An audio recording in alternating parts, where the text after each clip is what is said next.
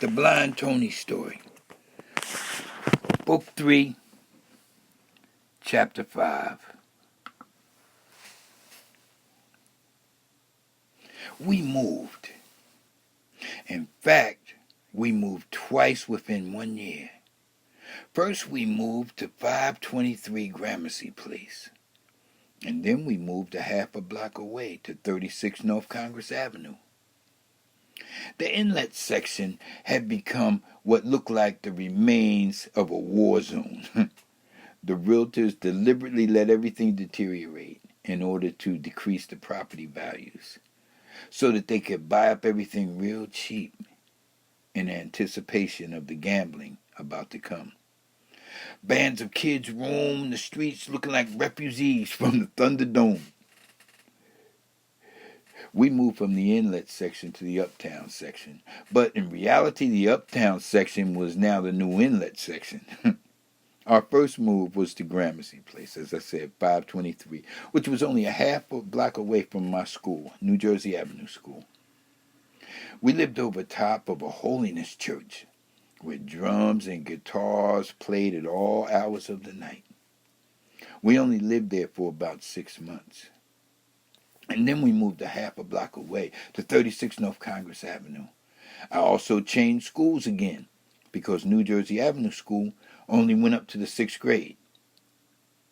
I was now in junior high school, Chelsea Junior High School, which was located on the other side of Ducktown, which was what we called the Italian section. For the first time in my life, I was going to school with white kids. And as a result, I found myself no longer in the top 3 academically. Neither was Janice and Patricia. We still were, however, in the top 25. Going to all-black schools had given us a misconception that we were smarter than we actually were. But then again, that's not actually true either, because our performance was not truly indicative of our full potential. But it was indicative of the great disparity between black and white schools in terms of money and resources, because better books, programs, and teachers, etc., will produce a higher status quo or norm.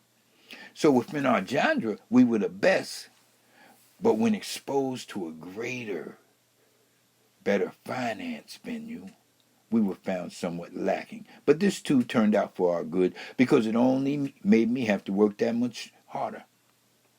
I met one of my closest friends around this time, Aaron. He was a Jewish boy, and I loved him very much. There were several bullies at Chelsea Junior High, and most of them worked as independent insurance agencies for a life insurance company that they called Protection International. These would-be entrepreneurs from the remnants of the inlet section were truly sharks in a tank full of goldfish. Toombs was one of them.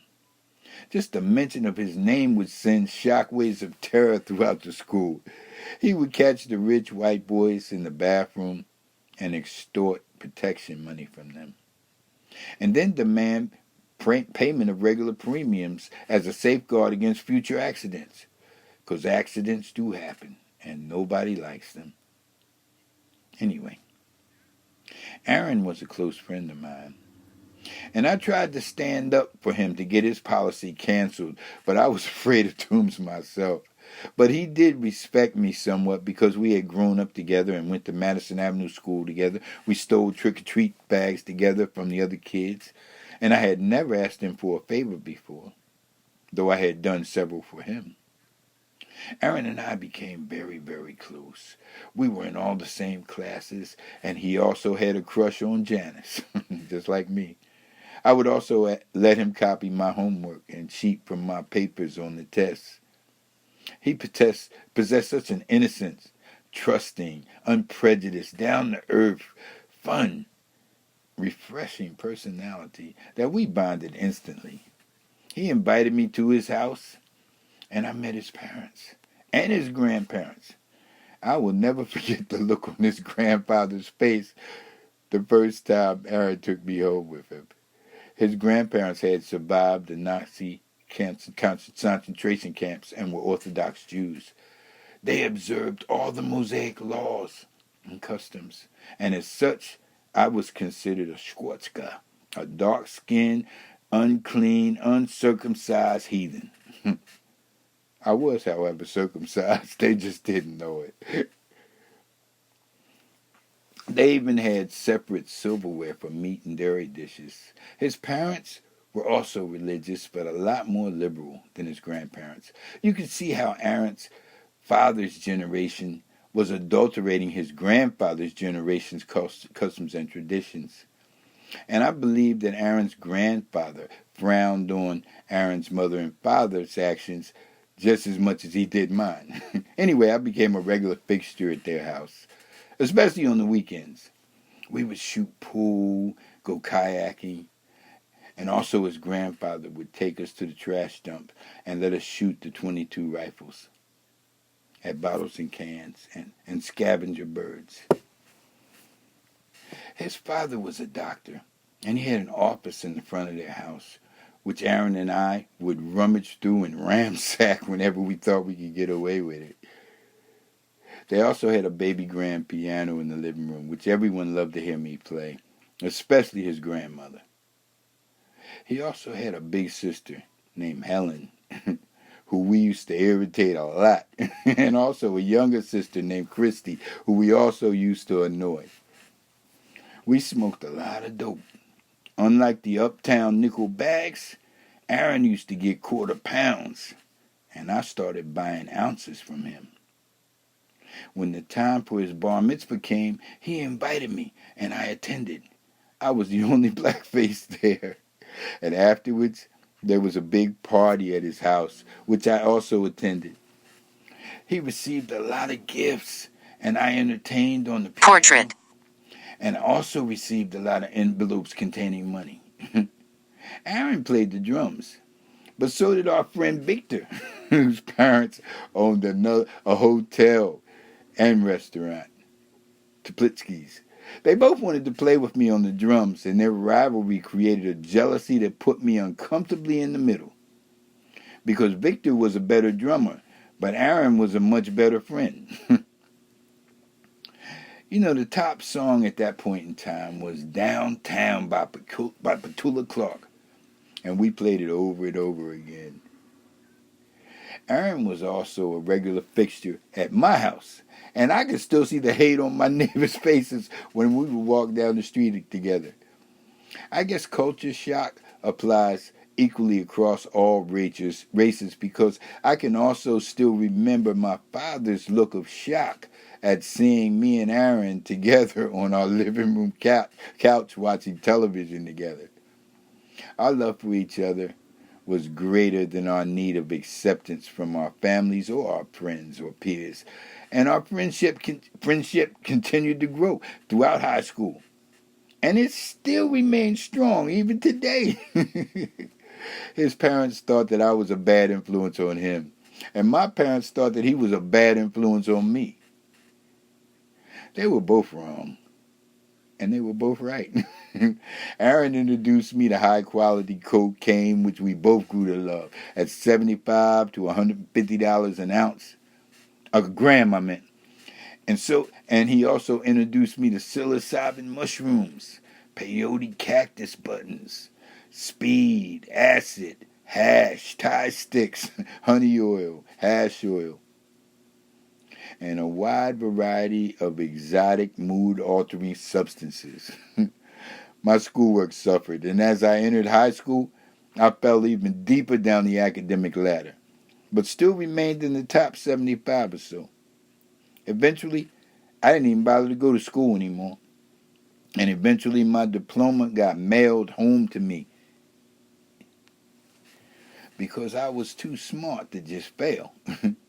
I would always show up and perform exceptionally well on the major tests, mid-years, finals, etc. We got high every day, me, Lenny, and Salvador. I had been performing with a local band and even joined the local musicians union because we would perform and major clubs, primarily at the Wonder Gardens, which was located right down the street from Club Harlem on Kentucky and Arctic Avenues. Our group would open and entertain in between the major acts like Patti LaBelle and the Bluebells, Mongo Santa Maria, James Brown, Ike and Tina Turner, Jimmy McGriff, Wayne Lackadisi, B.B. King, Kool and the Gang, the Commodores, just to name a few. In fact, I used to pick up the quarters that the musicians and the club owners would pitch after the show. Bob Bell and Sonny McCall. They would gamble for hundreds of dollars pitching quarters. And if there was a close call, they would get me to decide who the winner was, whose quarter was the closest. I would also retrieve and return the quarters after each round. The winner always gave me a crisp $100 bill for myself. At the end of the night, news of my young exploits reached the ears of my father, and he definitely did not approve. Not one bit. He forbade me to go to the nightclub again. But I went anyway. My music was my only claim to fame. My name was in the newspapers, and as I said before, I validated myself through my achievements. Also, the money was great. Anyway, I was shocked when I came in about 4 a.m. one morning and found my father sitting up waiting for me on the couch. I was drunk and under the influence of a variety of substances. He stated again that he had forbidden me to go to the club, and if I didn't like the way he ran the house, then I should just leave. So I tried to leave, but he stopped me at the door and said that as long as I was under the age of 18, I was his responsibility, and I wasn't going anywhere. So he pushed me down on the couch. And when I pushed him back, he grabbed a hammer that was sitting on the table and started beating me with it. Out of reflex, I defended myself, and I ended up hitting him and pushing him down on the couch. Instantly, I felt condemned, doomed to hell forever. I had committed the worst sin possible. I had struck my father. Even Mom, who always sided by me, turned against me at that point. I went to bed in tears and shame that night. The next day, when everybody left to go to work, and I was supposed to be going to school, I doubled back to the house, packed a few clothes, and left. I moved in with Salvador, who lived around the corner. I still raided the icebox regularly because Dad never changed the locks. But I didn't have any more dealings with him anymore. I still stayed in touch with Mom, though. Yes, the times they were changing.